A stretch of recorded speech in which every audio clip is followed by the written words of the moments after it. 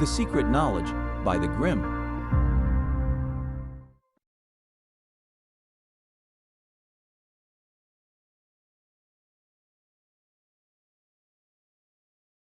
The Art of War by Sun Tzu.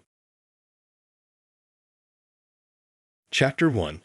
Laying Plans. 1. Sun Tzu said, "The art of war is of vital importance to the state." 2. It is a matter of life and death, a road either to safety or to ruin. Hence, it is a subject of inquiry which can on no account be neglected. 3. The art of war, then, is governed by 5 constant factors, to be taken into account in one's deliberations, when seeking to determine the conditions obtaining in the field. 4. These are 1. The moral law, 2. Heaven, 3. Earth, 4. The commander, 5. Method and discipline. 56. The moral law causes the people to be in complete accord with their ruler, so that they will follow him regardless of their lives, undismayed by any danger. 7. Heaven signifies night and day, cold and heat, times and seasons. 8. Earth comprises distances, great and small, danger and security, open ground and narrow passes, the chances of life and death. 9. The commander stands for the virtues of wisdom, sincerity, benevolence, courage, and strictness. 10. By method and discipline are to be understood the marshalling of the army in its proper subdivisions, the graduations of rank among the officers, the maintenance of roads by which supplies may reach the army, and the control of military expenditure. 11. These 5 heads should be familiar to every general. He who knows them will be victorious. He who knows them not will fail. 12. Therefore, in your deliberations, when seeking to determine the military conditions, let them be made the basis of a comparison in this wise. 13. 1. Which of the 2 sovereigns is imbued with the moral law? 2. Which of the 2 generals has most ability? 3. With whom lie the advantages derived from heaven and earth? 4.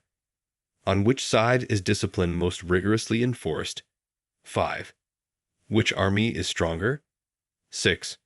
On which side are officers and men more highly trained? 7. In which army is there the greater constancy both in reward and punishment? 14. By means of these 7 considerations, I can forecast victory or defeat. 15. The general that hearkens to my counsel and acts upon it will conquer. Let such a one be retained in command. The general that hearkens not to my counsel nor acts upon it will suffer defeat. Let such a one be dismissed. 16. While heading the profit of my counsel, avail yourself also of any helpful circumstances over and beyond the ordinary rules. 17. According as circumstances are favorable, one should modify one's plans. 18. All warfare is based on deception. 19. Hence, when able to attack, we must seem unable. When using our forces, we must seem inactive. When we are near, we must make the enemy believe we are far away. When far away, we must make him believe we are near. 20. Hold out baits to entice the enemy, feign disorder, and crush him. 21. If he is secure at all points, be prepared for him. If he is in superior strength, evade him. 22. If your opponent is of choleric temper, seek to irritate him. Pretend to be weak, that he may grow arrogant. 23. If he is taking his ease, give him no rest. If his forces are united, separate them. 24. Attack him where he is unprepared, appear where you are not expected. 25. These military devices, leading to victory, must not be divulged beforehand. 26. Now the general who wins a battle makes many calculations in his temple ere the battle is fought. The general who loses a battle makes but few calculations beforehand. Thus do many calculations lead to victory, and few calculations to defeat. How much more no calculation at all? It is by attention to this point that I can foresee who is likely to win or lose. Chapter 2. Waging War. 1. Sun Tzu said, "In the operations of war, where there are in the field 1,000 swift chariots, as many heavy chariots, and 100,000 mail-clad soldiers, with provisions enough to carry them 1,000 li, the expenditure at home and at the front, including entertainment of guests, small items such as glue and paint, and sums spent on chariots and armor, will reach the total of 1,000 ounces of silver per day. Such is the cost of raising an army of 100,000 men." 2.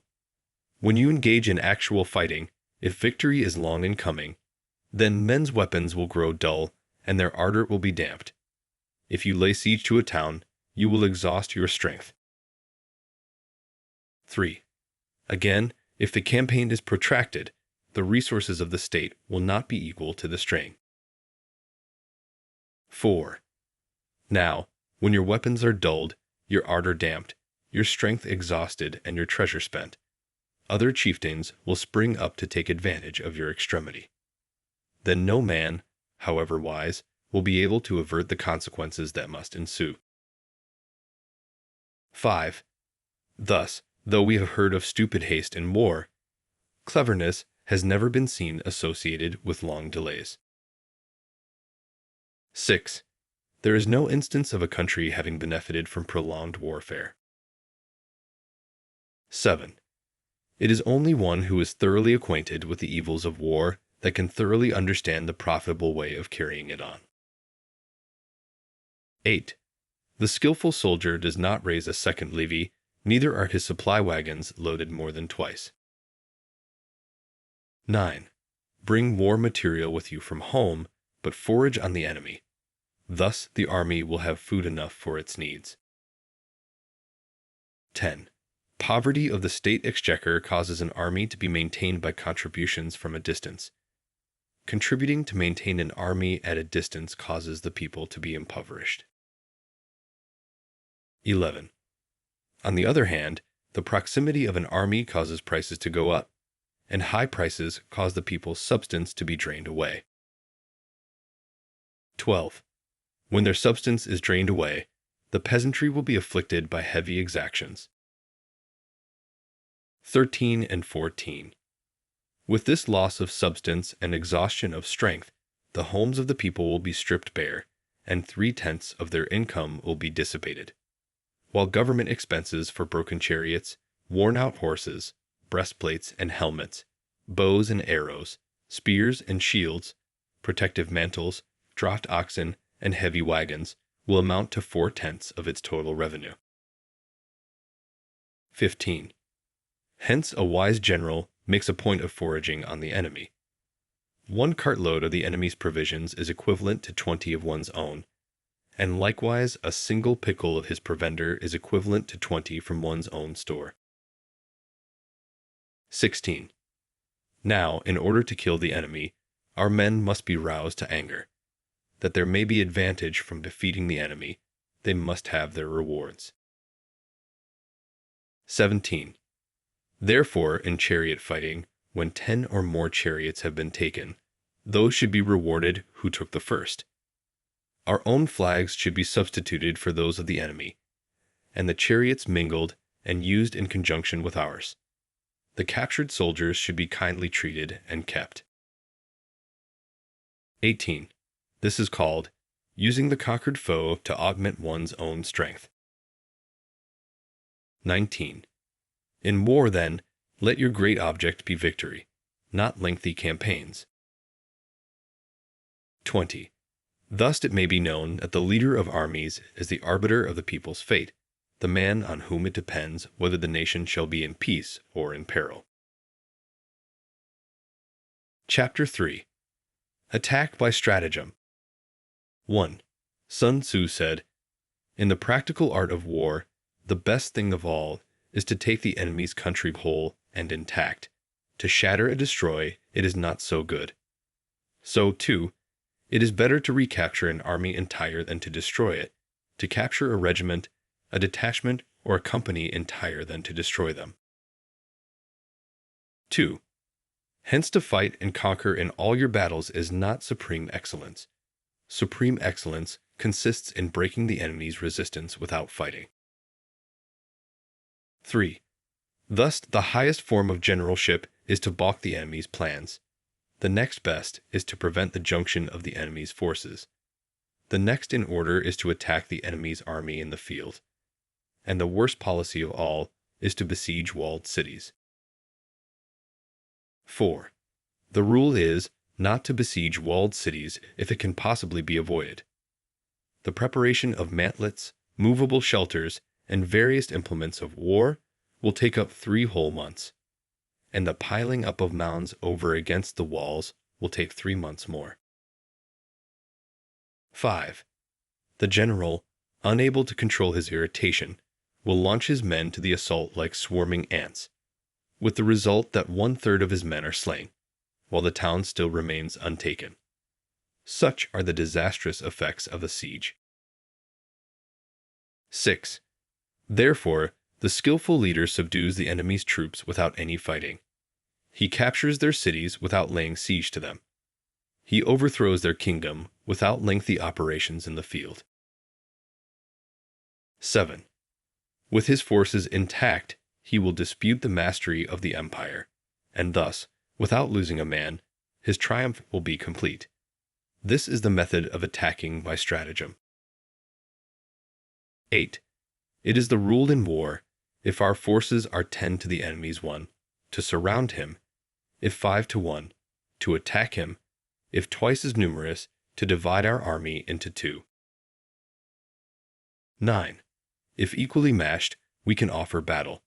If slightly inferior in numbers, we can avoid the enemy. If quite unequal in every way, we can flee from him.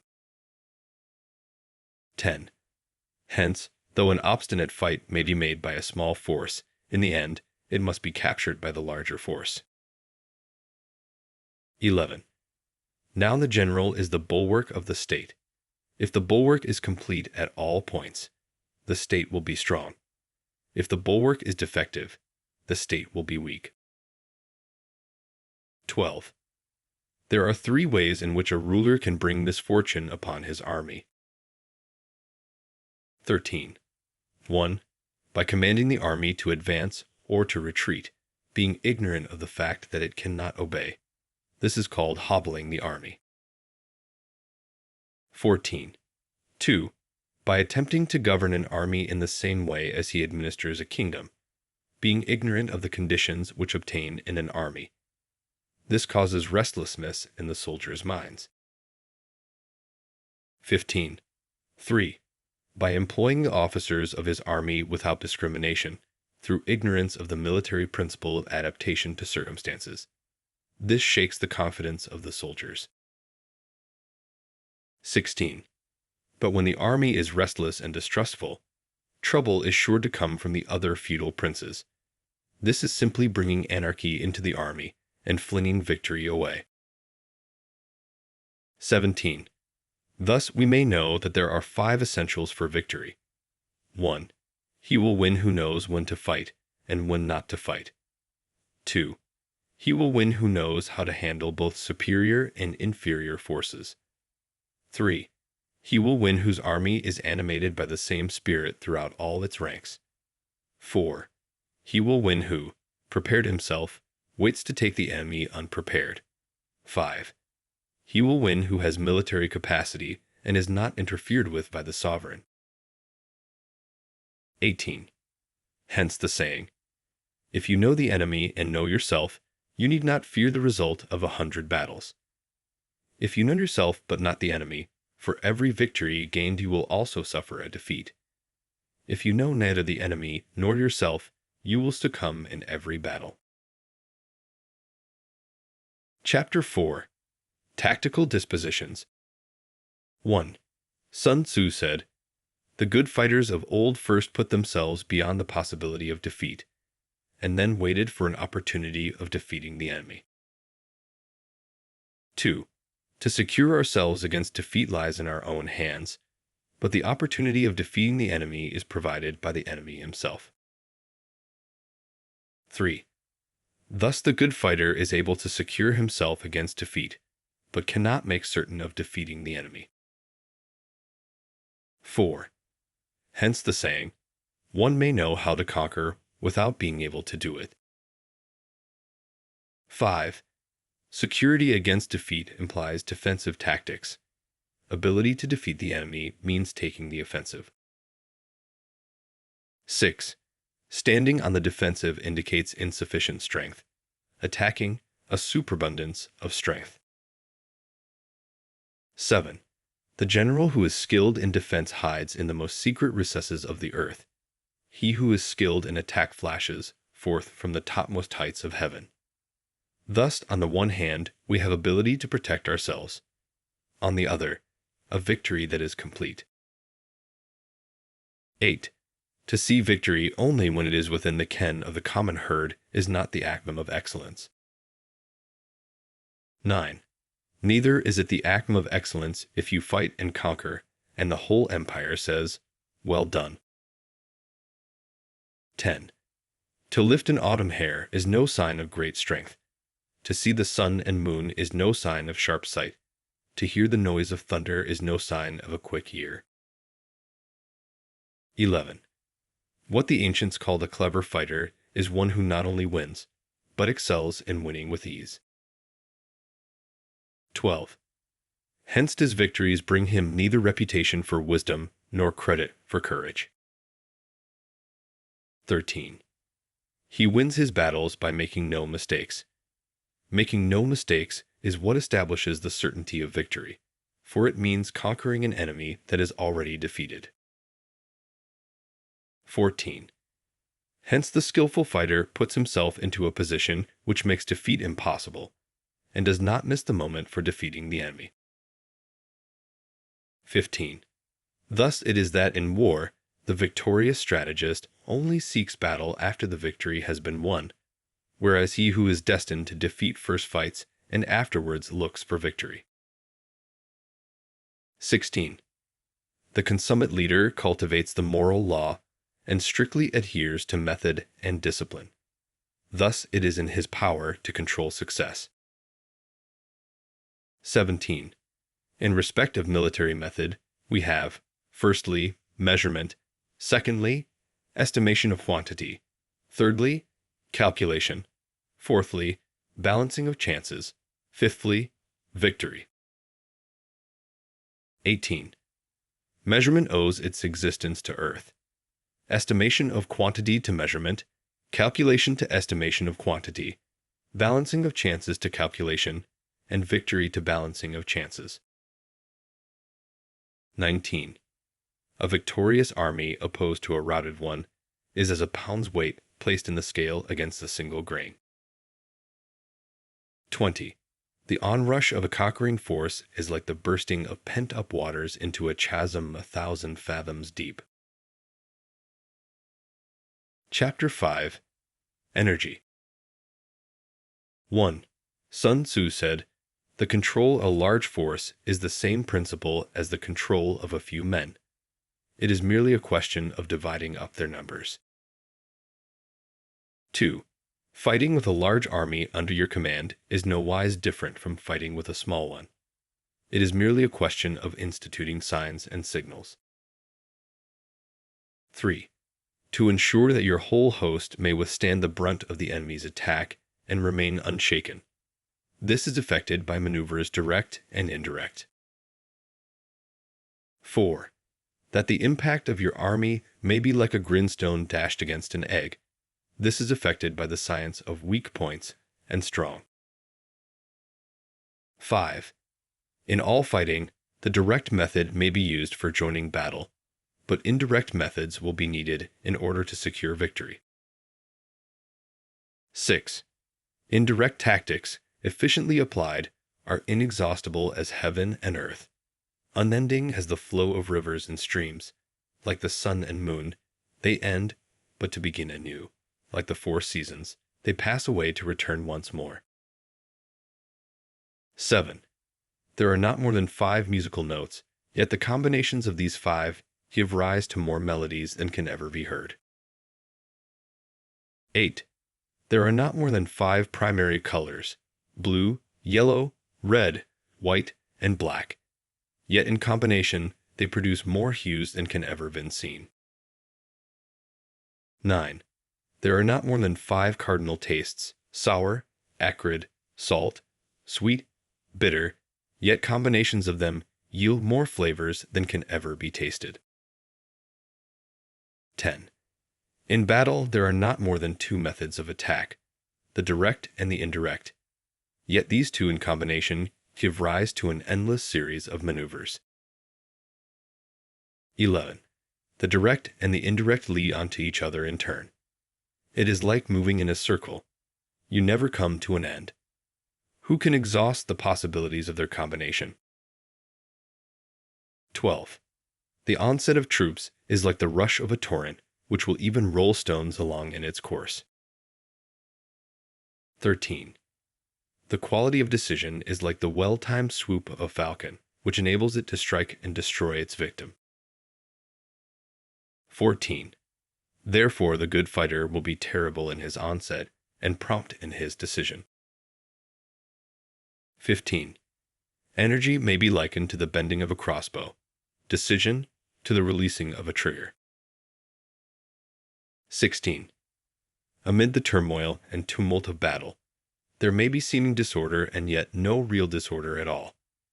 Amid confusion and chaos, your array may be without head or tail, yet it will be proof against defeat. 17. Simulated disorder postulates perfect discipline. Simulated fear postulates courage. Simulated weakness postulates strength. 18. Hiding order beneath the cloak of disorder is simply a question of subdivision. Concealing courage under a show of timidity presupposes a fund of latent energy. Masking strength with weakness is to be effected by tactical dispositions. 19. Thus, one who is skillful at keeping the enemy on the move maintains deceitful appearances, according to which the enemy will act. He sacrifices something that the enemy may snatch at it. 20. By holding out baits, he keeps him on the march. Then with a body of picked men he lies in wait for him. 21. The clever combatant looks to the effect of combined energy and does not require too much from individuals. Hence his ability to pick out the right men and utilize combined energy. 22. When he utilizes combined energy, his fighting men become as it were like unto rolling logs or stones. For it is the nature of a log or stone to remain motionless on level ground, and to move when on a slope, if four-cornered, to come to a standstill, but if round-shaped, to go rolling down. 23. Thus, the energy developed by good fighting men is as the momentum of a round stone rolled down a mountain thousands of feet in height. So much on the subject of energy. Chapter 6. Weak Points and Strong. 1. Sun Tzu said, "Whoever is first in the field and awaits the coming of the enemy will be fresh for the fight. Whoever is second in the field and has to hasten to battle will arrive exhausted." 2. Therefore, the clever combatant imposes his will on the enemy, but does not allow the enemy's will to be imposed on him. 3. By holding out advantages to him, he can cause the enemy to approach of his own accord, or, by inflicting damage, he can make it impossible for the enemy to draw near. 4. If the enemy is taking his ease, he can harass him. If well supplied with food, he can starve him out. If quietly encamped, he can force him to move. 5. Appear at points which the enemy must hasten to defend. March swiftly to places where you are not expected. 6. An army may march great distances without distress if it marches through country where the enemy is not. 7. You can be sure of succeeding in your attacks if you only attack places which are undefended. You can ensure the safety of your defense if you only hold positions that cannot be attacked. 8. Hence that general is skillful in attack whose opponent does not know what to defend, and he is skillful in defense whose opponent does not know what to attack. 9. O divine art of subtlety and secrecy! Through you we learn to be invisible, through you inaudible, and hence we can hold the enemy's fate in our hands. 10. You may advance and be absolutely irresistible if you make for the enemy's weak points. You may retire and be safe from pursuit if your movements are more rapid than those of the enemy. 11. If we wish to fight, the enemy can be forced to an engagement, even though he be sheltered behind a high rampart and a deep ditch. All we need do is attack some other place that he will be obliged to relieve. 12. If we do not wish to fight, we can prevent the enemy from engaging us, even though the lines of our encampment be merely traced out on the ground. All we need do is to throw something odd and unaccountable in his way. 13. By discovering the enemy's dispositions and remaining invisible ourselves, we can keep our forces concentrated, while the enemy's must be divided. 14. We can form a single united body, while the enemy must split up into fractions. Hence, there will be a whole pitted against separate parts of a whole, which means that we shall be many to the enemy's few. 15. And if we are able thus to attack an inferior force with a superior one, our opponents will be in dire straits. 16. The spot where we intend to fight must not be made known, for then the enemy will have to prepare against a possible attack at several different points. And his forces being thus distributed in many directions, the numbers we shall have to face at any given point will be proportionately few. 17. For should the enemy strengthen his van, he will weaken his rear. Should he strengthen his rear, he will weaken his van. Should he strengthen his left, he will weaken his right. Should he strengthen his right, he will weaken his left. If he sends reinforcements everywhere, he will everywhere be weak. 18. Numerical weakness comes from having to prepare against possible attacks. Numerical strength from compelling our adversary to make these preparations against us. 19. Knowing the place and the time of the coming battle, we may concentrate from the greatest distances in order to fight. 20. But if neither time nor place be known, then the left wing will be impotent to succor the right equally impotent to succor the left, the van unable to relieve the rear, or the rear to support the van. How much more so if the furthest portions of the army are anything under 100 li apart, and even the nearest are separated by several li. 21. Though according to my estimate the soldiers of you exceed our own in number, that shall advantage them nothing in the matter of victory. I say then that victory can be achieved. 22. Though the enemy be stronger in numbers, we may prevent him from fighting. Scheme so as to discover his plans and the likelihood of their success. 23. Rouse him and learn the principle of his activity or inactivity. Force him to reveal himself so as to find out his vulnerable spots. 24. Carefully compare the opposing army with your own, so that you may know where strength is superabundant and where it is deficient. 25. In making tactical dispositions, the highest pitch you can attain is to conceal them. Conceal your dispositions, and you will be safe from the prying of the subtlest spies, from the machinations of the wisest brains. 26. How victory may be produced for them out of the enemy's own tactics. That is what the multitude cannot comprehend. 27. All men can see the tactics whereby I conquer, but what none can see is the strategy out of which victory is evolved. 28. Do not repeat the tactics which have gained you one victory, but let your methods be regulated by the infinite variety of circumstances. 29. Military tactics are like unto water, for water in its natural course runs away from high places and hastens downwards. 30. So in war, the way is to avoid what is strong and to strike at what is weak. 31. Water shapes its course according to the nature of the ground over which it flows. The soldier works out his victory in relation to the foe whom he is facing. 32. Therefore, just as water retains no constant shape, so in warfare there are no constant conditions. 33. He who can modify his tactics in relation to his opponent and thereby succeed in winning may be called a heaven-born captain. 34. The 5 elements, water, fire, wood, metal, earth, are not always equally predominant. The 4 seasons make way for each other in turn. There are short days and long. The moon has its periods of waning and waxing. Chapter 7. Maneuvering. 1. Sun Tzu said, "In war, the general receives his commands from the sovereign." 2.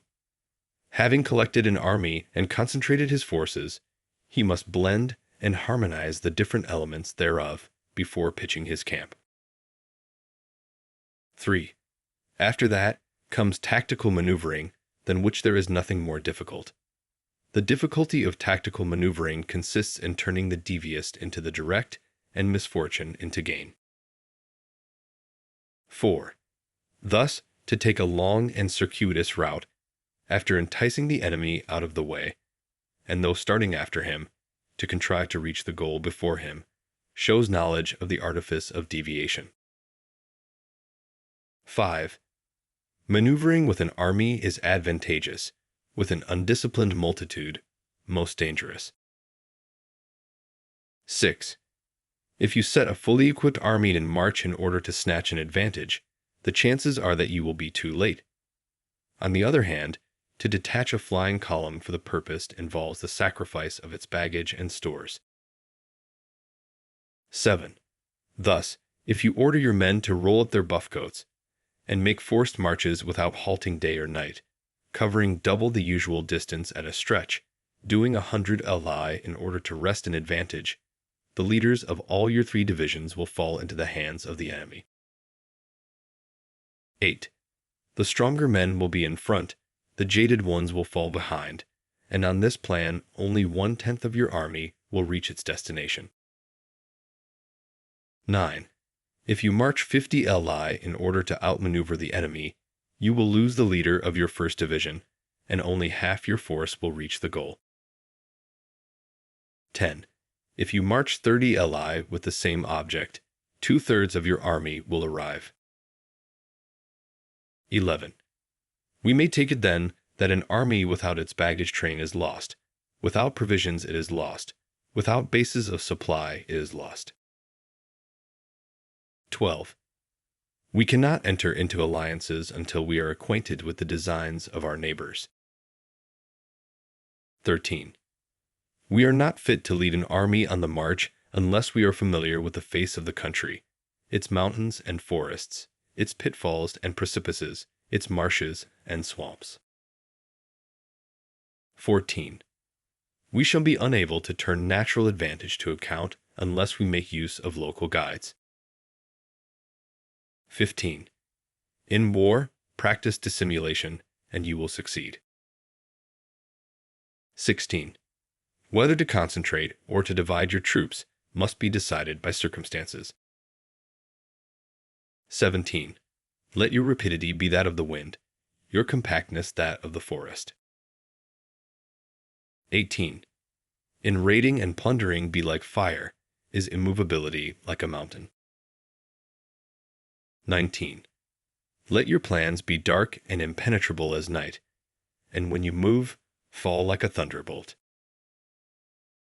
20.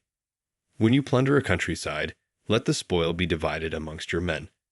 When you capture new territory, cut it up into allotments for the benefit of the soldiery. 21. Ponder and deliberate before you make a move. 22. He will conquer who has learnt the artifice of deviation. Such is the art of maneuvering. 23. The Book of Army Management says, "On the field of battle, the spoken word does not carry far enough. Hence the institution of gongs and drums. Nor can ordinary objects be seen clearly enough. Hence the institution of banners and flags." 24. Gongs and drums, banners and flags are means whereby the ears and eyes of the host may be focused on one particular point. 25. The host thus forming a single united body, is it impossible either for the brave to advance alone, or for the cowardly to retreat alone. This is the art of handling large masses of men. 26. In night fighting, then, make much use of signal fires and drums, and in fighting by day, of flags and banners, as a means of influencing the ears and eyes of your army. 27. A whole army may be robbed of its spirit. A commander-in-chief may be robbed of his presence of mind. 28. Now a soldier's spirit is keenest in the morning. By noonday it has begun to flag, and in the evening his mind is bent only on returning to camp. 29. A clever general, therefore, avoids an army when its spirit is keen, but attacks it when it is sluggish and inclined to return. This is the art of studying moods. 30. Disciplined and calm, to await the appearance of disorder and hubbub amongst the enemy. This is the art of retaining self-possession. 31. To be near the goal while the enemy is still far from it, to wait at ease while the enemy is toiling and struggling, to be well fed while the enemy is famished. This is the art of husbanding one's strength. 32. To refrain from intercepting an enemy whose banners are in perfect order, to refrain from attacking an army drawn up in calm and confident array. This is the art of studying circumstances. 33. It is a military axiom not to advance uphill against the enemy, nor to oppose him when he comes downhill. 34. Do not pursue an enemy who simulates flight. Do not attack soldiers whose temper is keen. 35. Do not swallow bait offered by the enemy. Do not interfere with an army that is returning home. 36. When you surround an army, leave an outlet free. Do not press a desperate foe too hard. 37. Such is the art of warfare. Chapter 8. Variation in Tactics. 1. Sun Tzu said, "In war, the general receives his commands from the sovereign, collects his army, and concentrates his forces." 2. When in difficult country, do not encamp. In country where high roads intersect, join hands with your allies. Do not linger in dangerously isolated positions. In hemmed-in situations, you must resort to stratagem. In desperate position, you must fight. 3.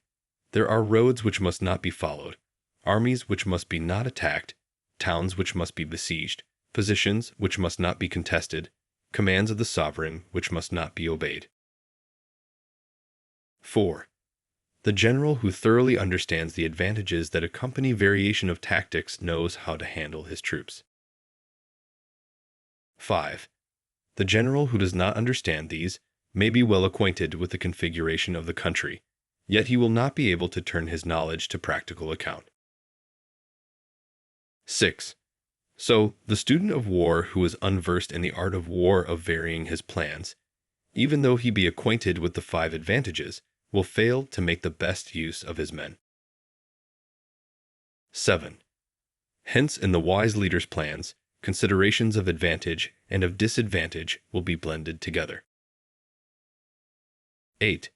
If our expectation of advantage be tempered in this way, we may succeed in accomplishing the essential part of our schemes. 9. If, on the other hand, in the midst of difficulties we are always ready to seize an advantage, we may extricate ourselves from misfortune. 10. Reduce the hostile chiefs by inflicting damage on them, and make trouble for them, and keep them constantly engaged. Hold out spacious allurements, and make them rush to any given point. 11. The art of war teaches us to rely not on the likelihood of the enemy's not coming, but on our own readiness to receive him, not on the chance of his not attacking, but rather on the fact that we have made our position unassailable. 12. There are 5 dangerous faults which may affect a general. 1. Recklessness, which leads to destruction. 2. Cowardice, which leads to capture. 3. A hasty temper, which can be provoked by insults. 4. A delicacy of honor, which is sensitive to shame. 5. Over-solicitude for his men, which exposes him to worry and trouble. 13. These are the 5 besetting sins of a general, ruinous to the conduct of war. 14. When an army is overthrown and its leader slain, the cause will surely be found among these 5 dangerous faults. Let them be a subject of meditation. Chapter 9. The Army on the March. 1. Sun Tzu said, "We come now to the question of encamping the army and observing signs of the enemy. Pass quickly over mountains and keep in the neighborhood of valleys." 2. Camp in high places, facing the sun. Do not climb heights in order to fight. So much for mountain warfare. 3. After crossing a river, you should get far away from it. 4.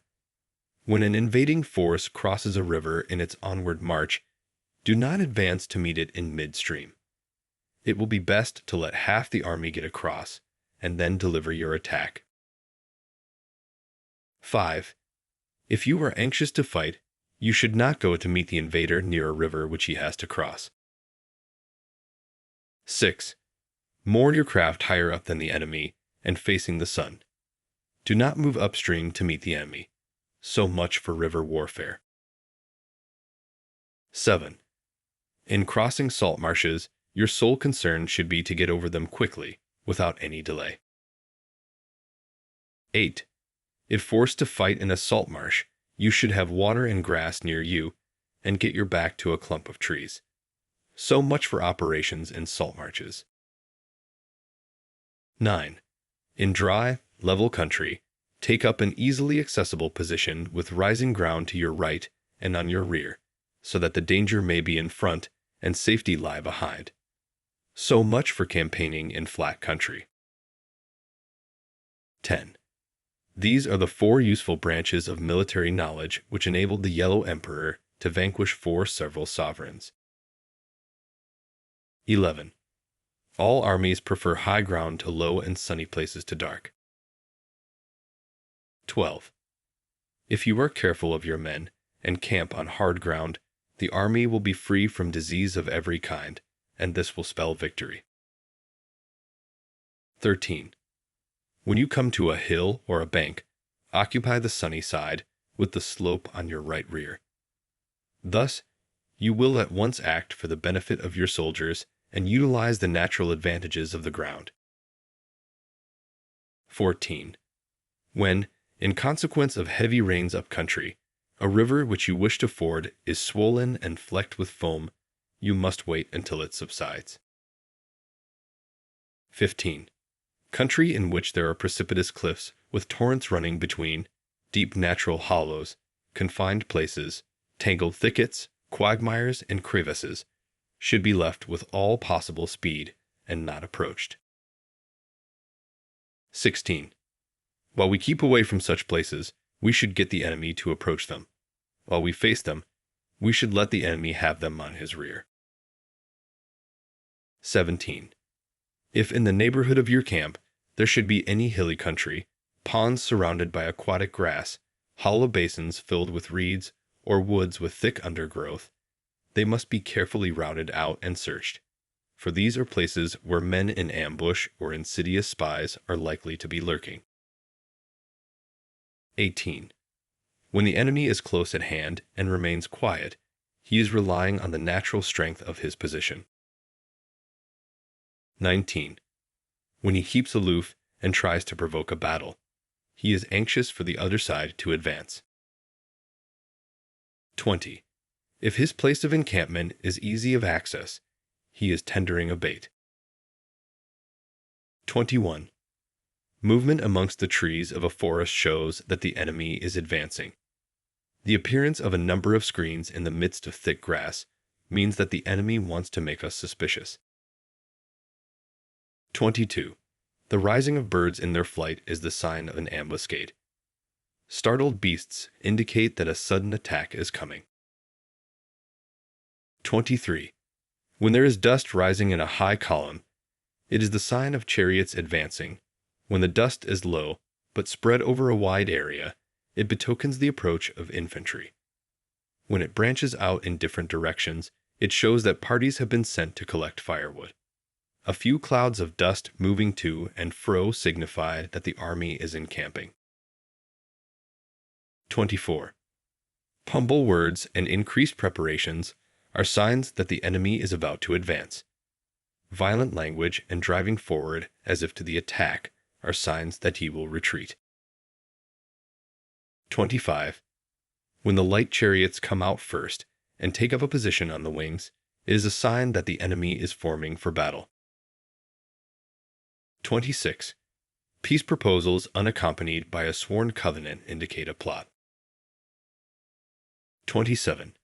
When there is much running about and the soldiers fall into rank, it means that the critical moment has come. 28. When some are seen advancing and some retreating, it is a lure. 29. When the soldiers stand leaning on their spears, they are faint from want of food. 30. If those who are sent to draw water begin by drinking themselves, the army is suffering from thirst. 31. If the enemy sees an advantage to be gained and makes no effort to secure it, the soldiers are exhausted. 32. If birds gather on any spot, it is unoccupied.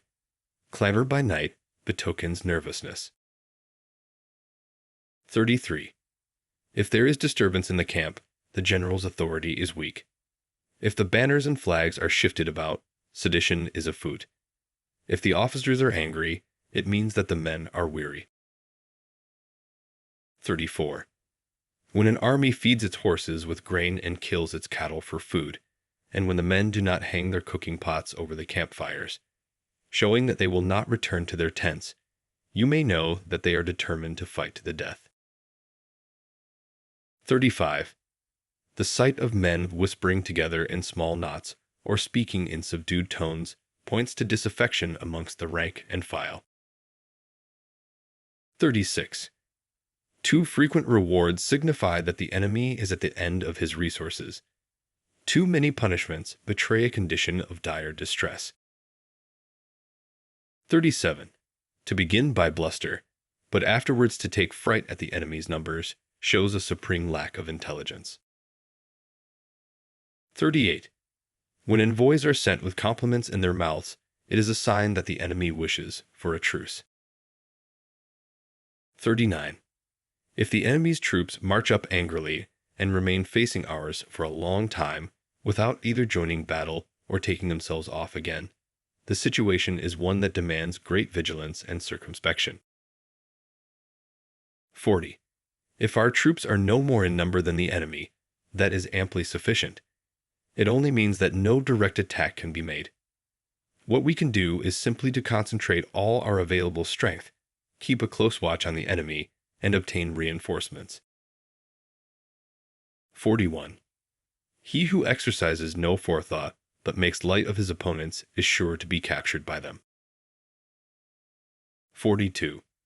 If soldiers are punished before they have grown attached to you, they will not prove submissive, and, unless submissive, then will be practically useless.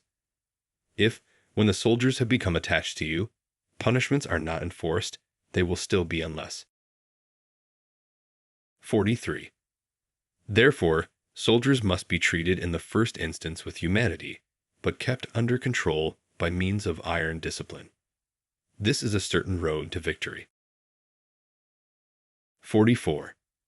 If in training soldiers commands are habitually enforced, the army will be well disciplined. If not, its discipline will be bad. 45. If a general shows confidence in his men but always insists on his orders being obeyed, the gain will be mutual. Chapter 10. Terrain. 1. Sun Tzu said, "We may distinguish 6 kinds of terrain, to wit: 1. Accessible ground. 2. Entangling ground. 3. Temporizing ground. 4. Narrow passes. 5. Precipitous heights. 6. Positions at a great distance from the enemy." 2. Ground which can be freely traversed by both sides is called accessible. 3. With regard to ground of this nature, be before the enemy in occupying the raised and sunny spots, and carefully guard your line of supplies. Then you will be able to fight with advantage. 4. Ground which can be abandoned, but is hard to reoccupy, is called entangling. 5. From a position of this sort, if the enemy is unprepared, you may sally forth and defeat him. But if the enemy is prepared for your coming, and you fail to defeat him, then, return being impossible, disaster will ensue. 6. When the position is such that neither side will gain by making the first move, it is called temporizing ground. 7. In a position of this sort, even though the enemy should offer us an attractive bait, it will be advisable not to stir forth, but rather to retreat, thus enticing the enemy in his turn. Then, when part of his army has come out, we may deliver our attack with advantage. 8. With regard to narrow passes, if you can occupy them first, let them be strongly garrisoned and await the advent of the enemy. 9. Should the army forestall you in occupying a pass, do not go after him if the pass is fully garrisoned, but only if it is weakly garrisoned. 10. With regard to precipitous heights, if you are beforehand with your adversary, you should occupy the raised and sunny spots, and there wait for him to come up. 11. If the enemy has occupied them before you, do not follow him, but retreat and try to entice him away. 12. If you are situated at a great distance from the enemy, and the strength of the 2 armies is equal, it is not easy to provoke a battle, and fighting will be to your disadvantage. 13. These sticks are the principles connected with earth. The general who has attained a responsible post must be careful to study them. 14. Now an army is exposed to 6 several calamities, not arising from natural causes, but from faults for which the general is responsible. These are: 1. Flight. 2. Insubordination. 3. Collapse. 4. Ruin. 5. Disorganization. 6. Rout. 15. Other conditions being equal, if one force is hurled against another 10 times its size, the result will be the flight of the former. 16. When the common soldiers are too strong and their officers too weak, the result is insubordination. When the officers are too strong and the common soldiers too weak, the result is collapse. 17. When the higher officers are angry and insubordinate, and on meeting the enemy give battle on their own account from a feeling of resentment, before the commander-in-chief can tell whether or no he is in a position to fight, the result is ruin. 18. When the general is weak and without authority, when his orders are not clear and distinct, when there are no fixed duties assigned to officers and men, and the ranks are formed in a slovenly haphazard manner, the result is utter disorganization. 19. When a general, unable to estimate the enemy's strength, allows an inferior force to engage a larger one, or hurls a weak detachment against a powerful one, and neglects to place picked soldiers in the front rank, the result must be rout. 20. These are 6 ways of courting defeat, which must be carefully noted by the general who has attained a responsible post. 21.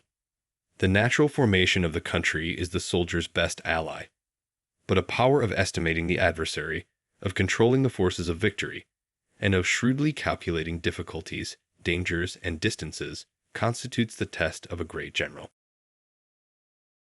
22. He who knows these things, and in fighting puts his knowledge into practice, will win his battles. He who knows them not, nor practices them, will surely be defeated. 23. If fighting is sure to result in victory, then you must fight, even though the ruler forbid it. If fighting will not result in victory, then you must not fight even at the ruler's bidding. 24. The general who advances without coveting fame and retreats without fearing disgrace, whose only thought is to protect his country and do good service for his sovereign, is the jewel of the kingdom. 25. Regard your soldiers as your children, and they will follow you into the deepest valleys. Look upon them as your own beloved sons, and they will stand by you even unto death. 26. If, however, you are indulgent, but unable to make your authority felt, kind-hearted, but unable to enforce your commands, and incapable, moreover, of quelling disorder, then your soldiers must be likened to spoilt children. They are useless for any practical purpose. 27. If we know that our own men are in a condition to attack, but are unaware that the enemy is not open to attack, we have gone only halfway towards victory. 28. If we know that the enemy is open to attack, but are unaware that our own men are not in a condition to attack, we have gone only halfway towards victory. 29. If we know that the enemy is open to attack, and also know that our men are in a condition to attack, but are unaware that the nature of the ground makes fighting impracticable, we have still gone only halfway towards victory. 30. Hence the experienced soldier, once in motion, is never bewildered. Once he has broken camp, he is never at a loss. 31. Hence the saying, if you know the enemy and know yourself, your victory will not stand in doubt. If you know heaven and know earth, you may make your victory complete. Chapter 11. The 9 Situations. 1. Sun Tzu said, the art of war recognizes 9 varieties of ground. 1. Dispersive ground. 2. Facile ground. 3. Contentious ground. 4. Open ground. 5. Ground of intersecting highways. 6. Serious ground. 7. Difficult ground. 8. Hemmed in ground. 9. Desperate ground. 2. When a chieftain is fighting in his own territory, it is dispersive ground. 3. When he has penetrated into hostile territory, but to no great distance, it is facile ground. 4. Ground the possession of which imports great advantage to either side is contentious ground. 5. Ground on which each side has liberty of movement is open ground. 6. Ground which forms the key to 3 contiguous states, so that he who occupies it first has most of the empire at his command, is a ground of intersecting highways. 7. When an army has penetrated into the heart of a hostile country, leaving a number of fortified cities in its rear, it is serious ground. 8. mountain forests, rugged steeps, marshes, and fens. All country that is hard to traverse. This is difficult ground. 9. Ground which is reached through narrow gorges, and from which we can only retire by tortuous paths, so that a small number of the enemy would suffice to crush a large body of our men. This is hemmed in ground. 10. Ground on which we can only be saved from destruction by fighting without delay is desperate ground. 11. On dispersive ground, therefore, fight not. On facile ground, halt not. On contentious ground, attack not. 12. On open ground, do not try to block the enemy's way. On the ground of intersecting highways, join hands with your allies. 13. On serious ground, gather and plunder. In difficult ground, keep steadily on the march. 14. On hemmed-in ground, resort to stratagem. On desperate ground, fight. 15.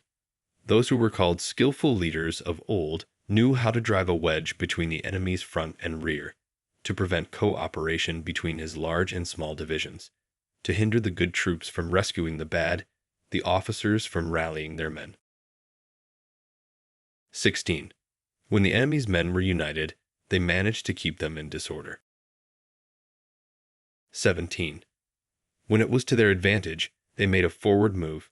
When otherwise, they stopped still. 18. If asked how to cope with a great host of the enemy in orderly array and on the point of marching to the attack, I should say, begin by seizing something which your opponent holds dear, then he will be amenable to your will. 19. Rapidity is the essence of war. Take advantage of the enemy's unreadiness. Make your way by unexpected routes, and attack unguarded spots. 20. The following are the principles to be observed by an invading force. The further you penetrate into a country, the greater will be the solidarity of your troops, and thus the defenders will not prevail against you. 21. Make forays in fertile country in order to supply your army with food. 22. Carefully study the well-being of your men, and do not overtax them. Concentrate your energy and hoard your strength. Keep your army continually on the move, and devise unfathomable plans. 23. Throw your soldiers into positions whence there is no escape, and they will prefer death to flight. If they will face death, there is nothing they may not achieve.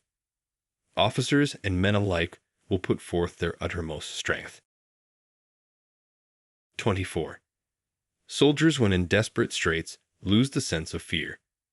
If there is no place of refuge, they will stand firm. If they are in hostile country, they will show a stubborn front. If there is no help for it, they will fight hard. 25. Thus, without waiting to be marshaled, the soldiers will be constantly on the qui-vive. Without waiting to be asked, they will do your will. Without restrictions, they will be faithful. Without giving orders, they can be trusted. 26. Prohibit the taking of omens, and do away with superstitious doubts. Then, until death itself comes, no calamity need be feared. 27. If our soldiers are not overburdened with money, it is not because they have a distaste for riches. If their lives are not unduly long, it is not because they are disinclined to longevity. 28. On the day they are ordered out to battle, your soldiers may weep, those sitting up bedewing their garments, and those lying down letting the tears run down their cheeks. But let them once be brought to bay, and they will display the courage of a Chu or a Kiwi. 29. The skillful tactician may be likened to the Shuai January now. The Shuai Jan is a snake that is found in the Chung Mountains. Strike at its head, and you will be attacked by its tail. Strike at its tail, and you will be attacked by its head. Strike at its middle, and you will be attacked by head and tail both. 30. Asked if an army can be made to imitate the Shuojian, I should answer, yes. For the men of Wu and the men of Yu are enemies. Yet, if they are crossing a river in the same boat and are caught by a storm, they will come to each other's assistance just as the left hand helps the right. 31. Hence, it is not enough to put one's trust in the tethering of horses, and the burying of chariot wheels in the ground. 32. The principle on which to manage an army is to set up one standard of courage which all must reach. 33. How to make the best of both strong and weak. That is a question involving the proper use of ground. 34. Thus the skillful general conducts his army just as though he were leading a single man, willy-nilly, by the hand. 35. It is the business of a general to be quiet and thus ensure secrecy, upright and just, and thus maintain order. 36. He must be able to mystify his officers and men by false reports and appearances, and thus keep them in total ignorance. 37. By altering his arrangements and changing his plans, he keeps the enemy without definite knowledge. By shifting his camp and taking circuitous routes, he prevents the enemy from anticipating his purpose. 38. At the critical moment, the leader of an army acts like one who has climbed up a height and then kicks away the ladder behind him. He carries his men deep into hostile territory before he shows his hand. 39. He burns his boats and breaks his cooking pots. Like a shepherd driving a flock of sheep, he drives his men this way and that, and nothing knows whither he is going. 40. To muster his host and bring it into danger. This may be termed the business of the general.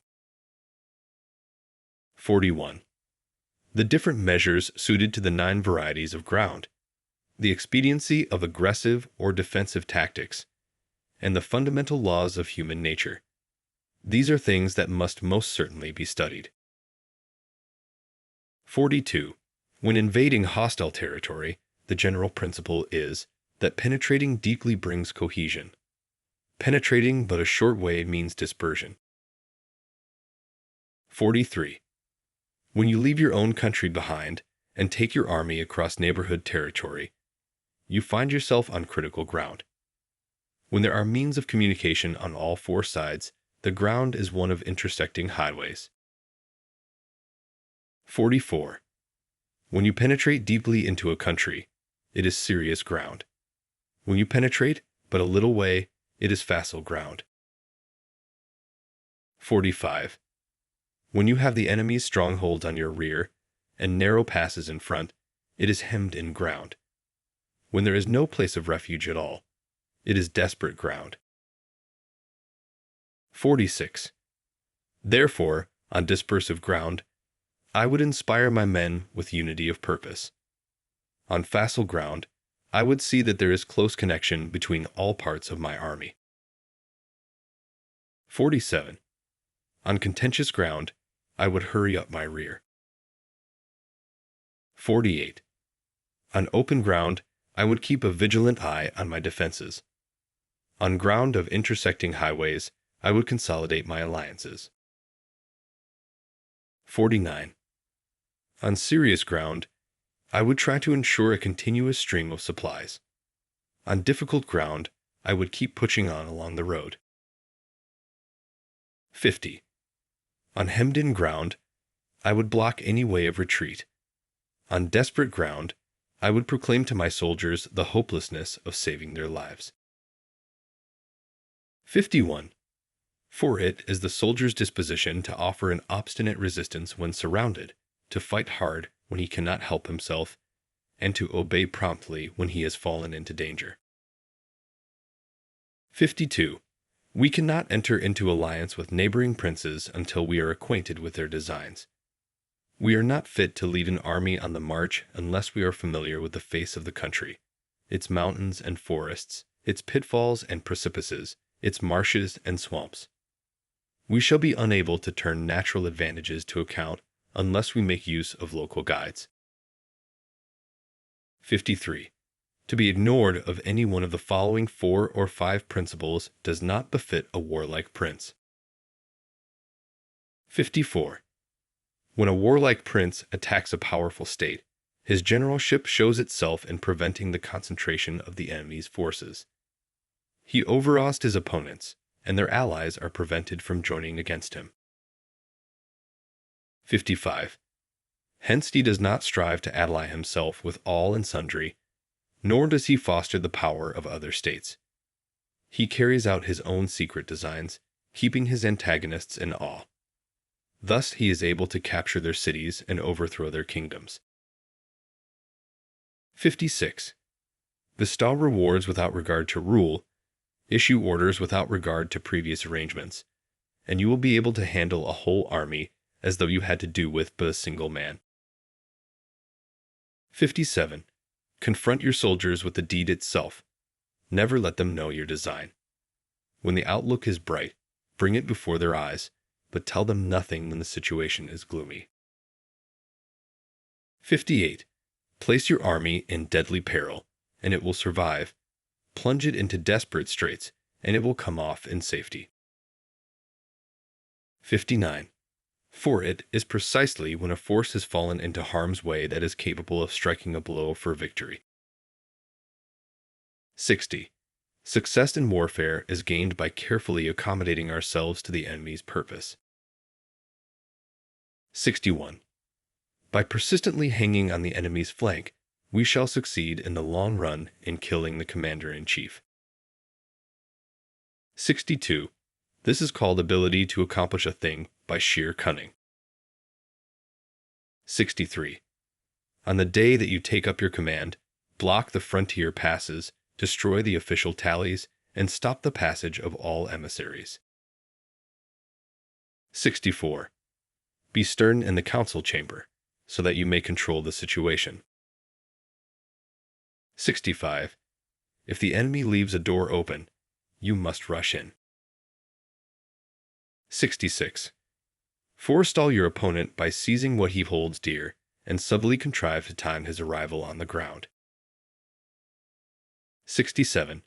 Walk in the path defined by rule, and accommodate yourself to the enemy until you can fight a decisive battle. 68. At first, then, exhibit the coyness of a maiden, until the enemy gives you an opening. Afterwards, emulate the rapidity of a running hare, and it will be too late for the enemy to oppose you. Chapter 12. The Attack by Fire. 1. Sun Tzu said, "There are 5 ways of attacking with fire. The first is to burn soldiers in their camp. The second is to burn stores. The third is to burn baggage trains. The fourth is to burn arsenals and magazines. The fifth is to hurl dropping fire amongst the enemy." 2. In order to carry out an attack, we must have means available. The material for raising fire should always be kept in readiness. 3. There is a proper season for making attacks with fire, and special days for starting a conflagration. 4. The proper season is when the weather is very dry. The special days are those when the moon is in the constellations of the sieve, the wall, the wing, or the crossbar. For these 4 are all days of rising wind. 5. In attacking with fire, one should be prepared to meet 5 possible developments. 6. 1.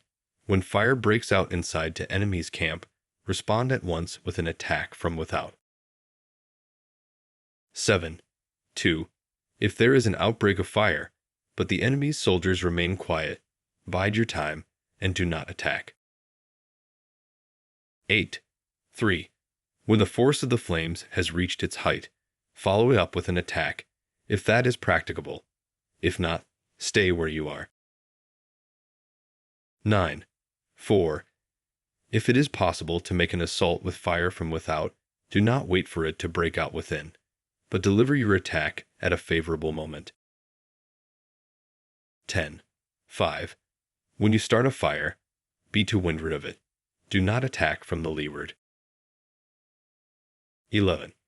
A wind that rises in the daytime lasts long, but a night breeze soon falls. 12. In every army, the 5 developments connected with fire must be known, the movements of the stars calculated, and a watch kept for the proper days. 13. Hence those who use fire as an aid to the attack show intelligence. Those who use water as an aid to the attack gain an accession of strength. 14. By means of water, an enemy may be intercepted, but not robbed of all his belongings. 15.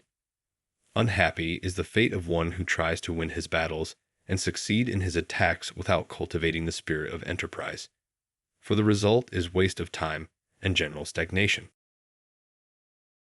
16. Hence the saying, the enlightened ruler lays his plans well ahead. The good general cultivates his resources. 17. Move not unless you see an advantage. Use not your troops unless there is something to be gained. Fight not unless the position is critical.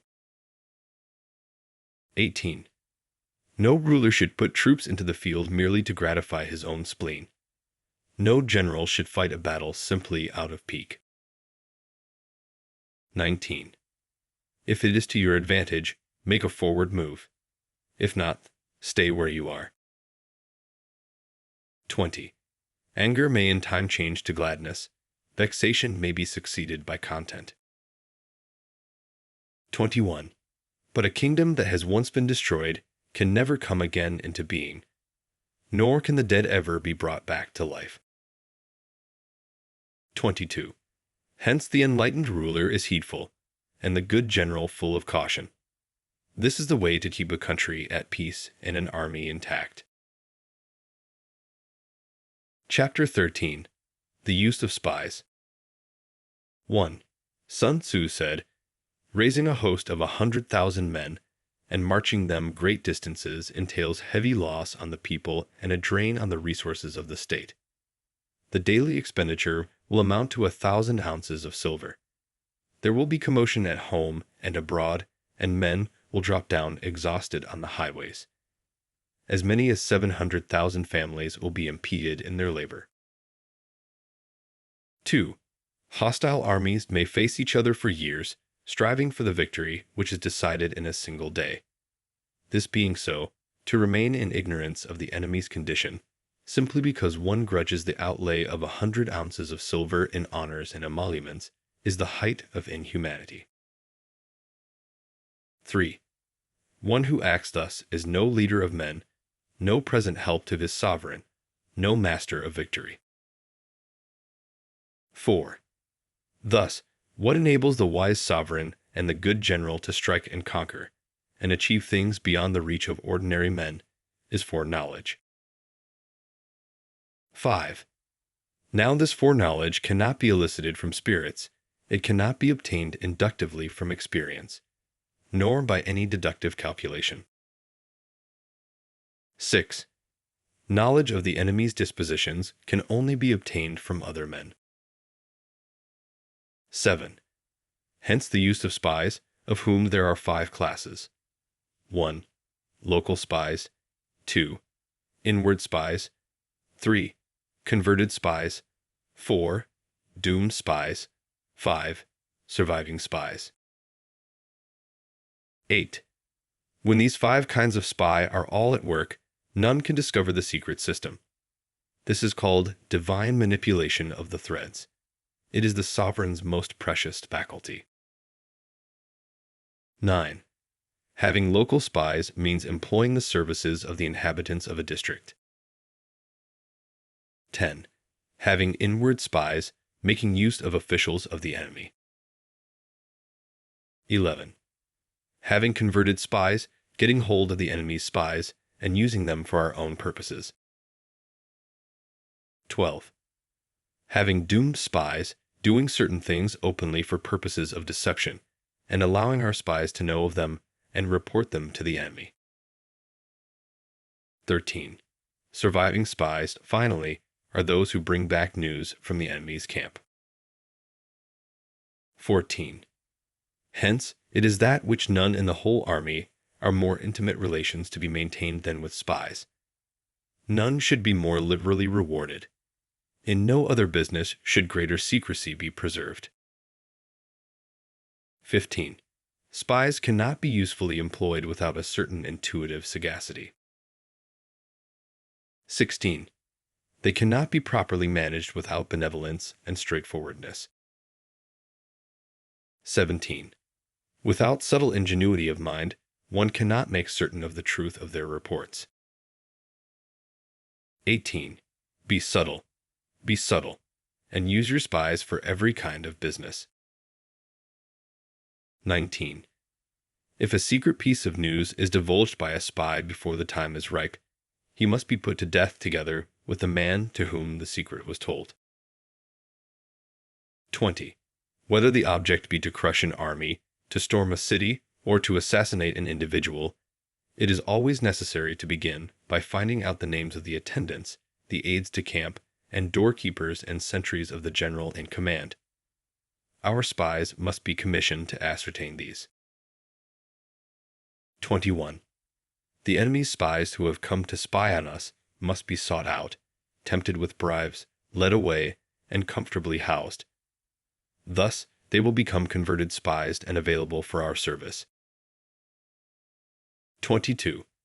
It is through the information brought by the converted spy that we are able to acquire and employ local and inward spies. 23. It is owing to his information, again, that we can cause the doomed spy to carry false tidings to the enemy. 24.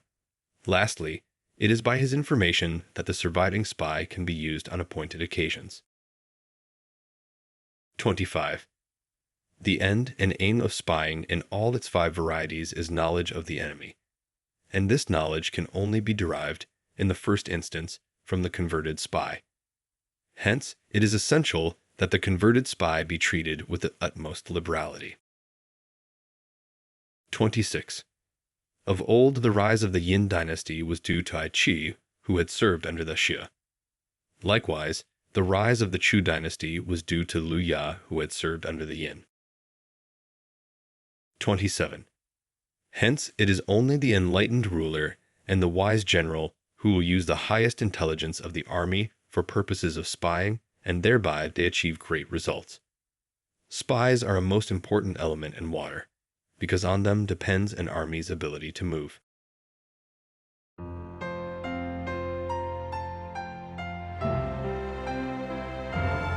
Thank you for staying with us.